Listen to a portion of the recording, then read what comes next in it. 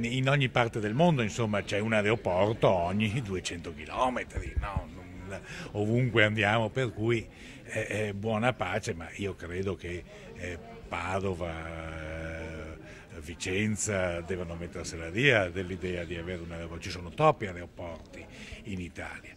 E quindi il sistema aeroportuale veneto dovrebbe essere composto da due poli, Venezia con Treviso, che c'è, e Verona, due poli che si parlano, dialogano, si integrano. Mi pare che stia avvenendo il contrario. Verona, sbagliando tutto a mio modesto avviso, i conti economici però mi danno ragione, guarda a ovest.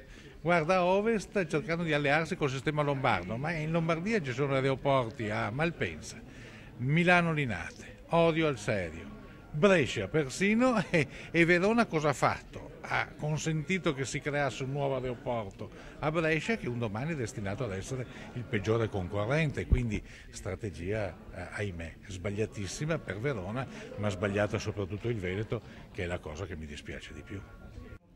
Venezia c'è sempre stata, non l'abbiamo mica aspettata nel frattempo. Io ricordo che quando diventai presidente di questa regione festeggiammo il 2 milionesimo passeggero a Venezia. Oggi, a non molti anni di distanza, siamo a 8 milioni e 600 mila.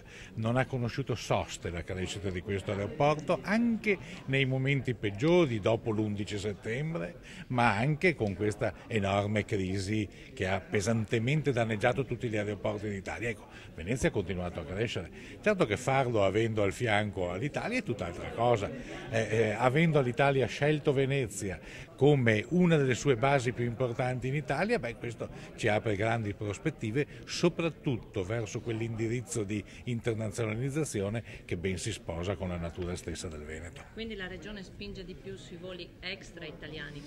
Certo, sono quelli che ci interessano di più. Noi dobbiamo mettere i nostri imprenditori nella condizione di aggredire ancora più i mercati esteri. Questo si fa con voli diretti, questo crea quel rapporto fra un territorio e il mondo che è l'unico che ci permette di sopravvivere e, lasciatemelo dire, sopravvivere anche abbastanza bene in questi tempi così tristi. Anche in Cina, certo, anche in Cina. Essere presenti in Cina è stata una grande fortuna per la nostra società. Avessimo chiuso le barriere, i nostri imprenditori si fossero chiusi, avremmo rinunciato a un mercato di miliardi di persone capace di fare risultati straordinari, più 33% negli ultimi 2 anni le esportazioni verso la Cina.